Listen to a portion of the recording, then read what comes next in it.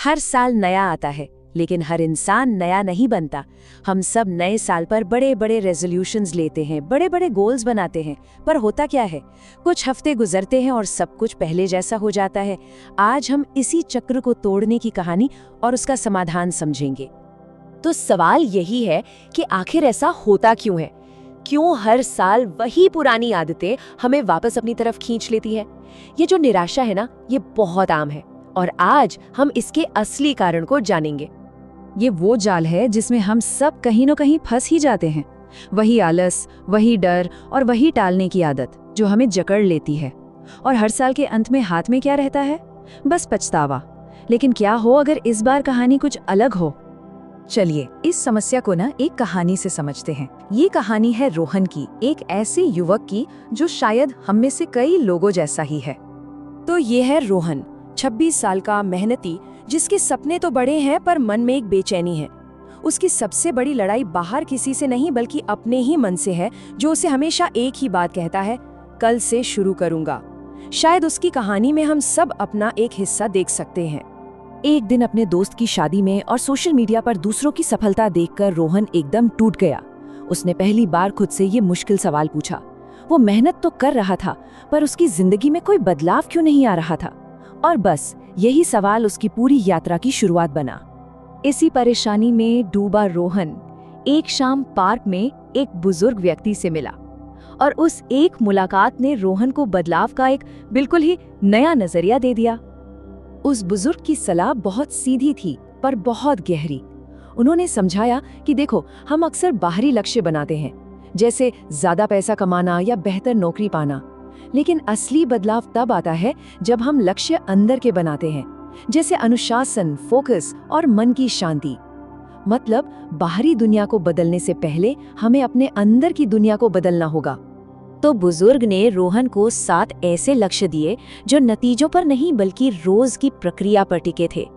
पहला, शरीर के लिए रोज सिर्फ 30 मिनट चलना। दूसरा, दिमाग के लिए हर दिन 1 घंटा कुछ नया सीखना। तीसरा, आत्मनिर्भरता के लिए एक छोटी सी साइड इनकम शुरू करना।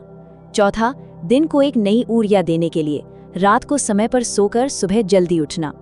पांचवा, फोकस के लिए बिना भटकाव के एक काम पर ध्यान लगाना। छठा, मन की शांति के लिए रोज 10 मिनट ध्यान करना। और सातवां, रिश्तों के लिए परिवार के साथ रोज 20 मिनट बिना फोन के बिताना। इन सब का मकसद कोई पहाड़ तोड़ना नहीं था, बल्कि रोज एक छोटा सही कदम उठाना था। पहले हफ्ते तो रोहन का जोश आसमान पर था, लेकिन जल्द ही उसका मन बहाने बनाने लगा और यहीं से उसकी असली लड़ाई शुरू हुई, भावनाओं और एक सिस्टम के बीच की लड़ाई। यहाँ हम देख सकते हैं कि ज्यादातर लोग क्यों असफल होते हैं। वे भावनाओं के भरोसे रहते हैं। आज मूड है तो काम करेंगे, नहीं है तो नहीं। लेकिन सफलता एक सिस्टम पर चलती है, एक ट्रेन की पटरी की तरह। उसे इस बात से फर्क नहीं पड़ता कि मूड कैसा है, वो बस रोज आगे बढ़ती है। और यही सबसे महत्वपूर्ण सबक है। लक्ष्य को चलाने के लिए प्रेरणा या भावनाएं भरोसेमंद ईंधन नहीं है। इसे चलाने के लिए एक रोज का अटूट सिस्टम चाहिए, जैसे एक ट्रेन अपनी पटरी पर चलती है, चाहे बाहर मौसम कैसा भी हो। तो बुजुर्ग ने रोहन को सलाह दी कि शुरुआत इतनी आसान बनाओ कि मन के पास ना कहने का कोई बहाना ही ना बचे। लक्ष्य परफेक्शन हासिल करना नहीं है, लक्ष्य बस हर दिन शुरुआत करना है। यही छोटी छोटी रोज की जीतें बड़ा बदलाव लाती हैं। अब हम रोहन की यात्रा के अगले चरण पर आते हैं। यहाँ वो सीखता है कि रोज की रुकावटों से कैसे पार पाया जाए और खुद की एक नई पहचान कैसे बनाई जाए। एक दिन ऑफिस में बहुत काम के बाद रोहन पूरी तरह टूट चुका था। उसके मन में वही पुरानी आवाज आई, आज छोड़ दे, आराम कर ले। ये वही आवाज थी जो उसे सालों से रोकती आ रही थी। लेकिन इस बार कुछ अलग था। रोहन ने महसूस किया कि ये सिर्फ एक थका हुआ पल नहीं है, ये एक चुनाव है, उसके पुराने और भविष्य के मैं के बीच। ये छोटा सा निर्णय ही उसकी असली परीक्षा थी। और रोहन ने एक छोटा लेकिन विजयी कदम उठाने का फैसला किया।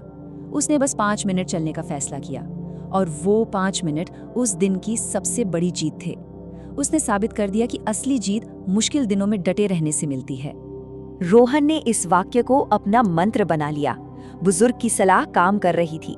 जब इंसान अपनी पहचान मैं आलसी हूँ से बदलकर मैं एक अनुशासित व्यक्ति हूँ कर लेता है, तो नई आदतें अपने आप मजबूत होने लगती हैं। यही रोहन का सबसे बड़ा मानसिक बदलाव था। उसने समझ लिया था कि मैं नहीं कर सकता एक झूठ है जो मन बोलता है, और आज नहीं करूंगा एक बहाना है जिसे हम चुनते हैं।